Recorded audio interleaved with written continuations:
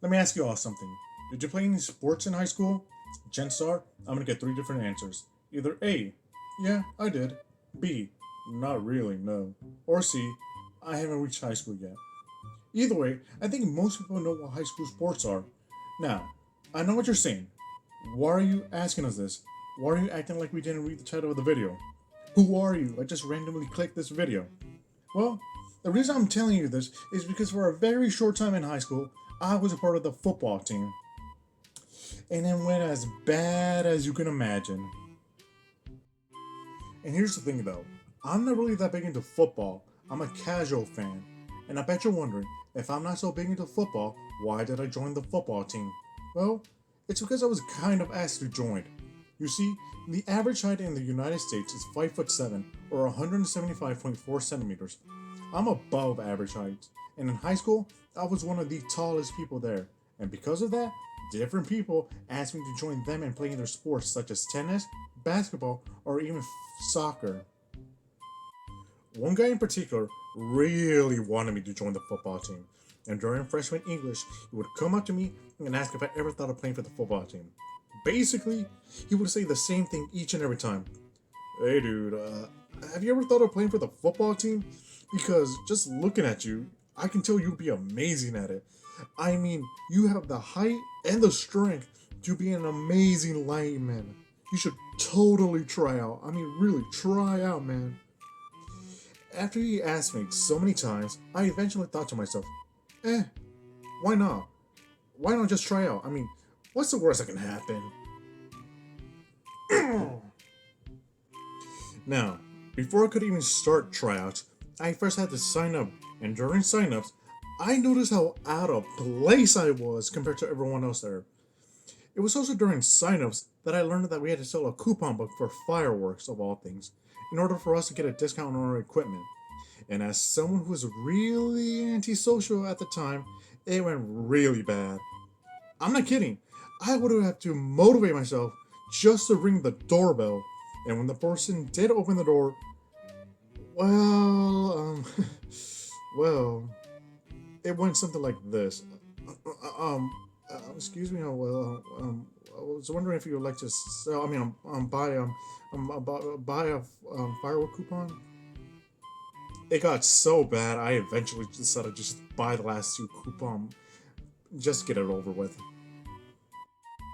On a sad note, it was also when I joined social media, and I only did so because I heard one of my friends was joining the team as well, and I wanted to ask him if he knew more details about it. Sadly, I found out he couldn't even try out because he was too late to sign up. And this meant that at practice, I was going to be alone since I knew no one there. When tryouts did start, automatically they started off on a bad note because all the coaches were late on the first day and everyone had someone to talk to while waiting. Everyone, except me. So I did what most people did when they were put in an awkward situation. I grabbed my phone and played around with the screen to make it look like I was texting someone. When the coaches did show up, we were all separated into three groups. I, of course, was in the lineman group, which was basically a group of big, tall guys whose job was to protect the pretty boys, aka the quarterbacks. At least, that's how the lineman coach put it. It was in this group where I made a shocking discovery. Everyone there was already part of the previous year's football team. Everyone, except for one other new guy. That's right, there was someone else who was new to the team, and since we were both new, we decided it would be best if we stuck together during our tryouts. During tryouts, we would do warm ups, train, and after that, we were all moved to the field to do practice. And it was here I remember something that I really should have taken into consideration when I signed up, and that was I don't know anything about football. Yeah, I knew nothing about football, and there I was trying to join the damn team. During practice, the lineman coach oversaw how we all handled the drills, and it was here where me and the other new guy were given our nicknames by the coach due to our performance. I only wish it was because of good performances. No, instead, we performed so bad that I was given the nickname Giant due to due to me having a hard time getting to the tackle position. But I got lucky compared to the other new guy. The other new guy was given the name Cowpoop due to his poor performance tackling and because he would make noises when he would tackle. However, the coach didn't use the word poop. He used a more explicit word. He used the word shit. Now, practice was pretty much the same thing every day for 3 weeks. Warm-ups, weight training for about an hour, then position practice for 2 hours, and then go home. However, after the third week, we were told we were going to a camp, aka another school to practice there, along with other teams from other nearby schools, and it was here where things went from okay to just plain bad. Football camp. Oh boy. Now, football camp was a week-long event where we had to train as a team. However, 5 words stick out the most when I remember this event. And those 5 words are 1. Dry. 2. Water. 3. Giant. 4. Pain. And 5. McDonald's Oreo Frappe. Let me explain. The word dry basically is due to the fact that the fields we were practicing on were dried up, and because of that, so much dust got thrown into the air, and it led to all of our noses hurting. The word water was a symbol of joy, since it meant that we were given a small break from practice to have something to drink and cool us off. It also stands for the one day in practice where I almost passed out of dehydration, since I forgot to bring my water jug, and I had to go to most of the practice without water. The word giant basically stands for the one accomplishment I had during camp. You see, during camp we had skirmishes with other schools, and during one, the coach called me over and said, Space, you're a giant. That's why I'm putting you in charge of taking care of that other team's giant. And the person he was pointing at was the biggest high schooler I've ever seen in my life. And there was only one thing racing through my head when I saw him. You want me to take on that giant weather hacker? You must be out of your mind. Now, during the first 2 downs, this giant weather hacker managed to push me back and onto the ground. But during the third one, I managed to hold him back, and the fourth, I managed to not just hold him back, but to push him back, which led to my team cheering with joy because I managed to push the giant weather hacker back. The word pain basically boils down to how much my body hurt after every day of camp. Finally, the 5th word, Oreo Frappe, is unique. You see, most of the time after practice was over, my older brother would come and pick me up, and almost every time he would take me down the same road to get back home. It was on this road there was a giant billboard, and on this billboard was a giant picture of an Oreo Frappe from McDonald's. And what stung the most was that this was a limited time item, and I wasn't allowed to have it for a while. Luckily though, I did manage to get one, a little bit later, and I remember actually liking it. Now, after the last day of camp was over, the head coach announced that everyone there was officially on the team, and I was happy. Then the lineman coach called all the linemen over and dropped the bombshell. He was assigning an essay to all the linemen, and it was supposed to be about why we wanted to be a lineman. And to make sure we actually did it, he stated that anybody who didn't turn in the essay would be kicked off the team. To make matters worse for me, my cousins were coming to visit, so I decided to just type the most basic essay I could come up with. No joke, one of the lines from the essay was, "The job of a lineman is to protect the quarterback, and since I am tall, I feel this position fits me best." Spelling mistakes included. So, after spending so little time on the essay, I decided to spend the last remaining time of summer to hang out with my cousins, and it was during this visit that things basically started down bad and led to me leaving the football team. When I had eventually did have to go back to school on a Thursday, I was actually really excited because I was hopeful.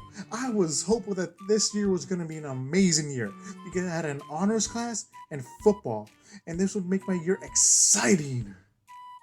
However, when I did go back to school, I ended up having the worst first day of school of my life. You see, things went as bad as soon as I got my schedule because I saw I had to retake Algebra 1 again, now renamed Math 1, even though my freshman math teacher said I could pass with a 69. Oh, yeah, no, that's a story for another day. But things got even worse after that because I got bad news. You see, when I was going to my second class, I ran into the new guy from the football team. And the first thing he said wasn't hi. No. The first thing he said was, "Dude, where were you? Coach is really mad at you." My response? Huh? He went on to say, "Yeah, he's mad at you." And my response again was, "Huh? Why?" He explained that practice didn't start that day on a Thursday. No, it started 3 days earlier on a Monday. And that coach said if anybody missed more than 3 days, they were off the team.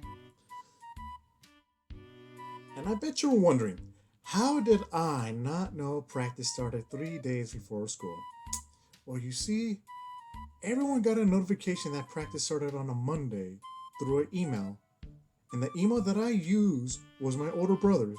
And apparently, he doesn't check his email. So, yeah, that happened. But things got even worse after that because during my English honors class, I found out I had to do summer work. And because I didn't do the summer work, on the first day of school, I had an F in an honors class, which also meant that I may be kicked off the team. The cherry on top of this horrible, horrible day was that practice was much worse than I originally imagined. This was in part due to me having more responsibilities when school started compared to summer break. This essentially meant that football practice was taking up way too much of my time, that it already started to affect me both in school and out of school. But I was still willing to make it work. That was until a certain practice day where the whole team was punished because of one person. So, as punishment, we were forced to run the track in 100-degree weather, Fahrenheit, or 37 degrees Celsius, with all our gear on, and to make it worse, we weren't allowed to stop. Otherwise, the coach would have forced us to run more. And it was during this run, after 15 minutes, with a mixture of sweat and hair gel in my eye, I came to a decision that playing football competitively just wasn't for me.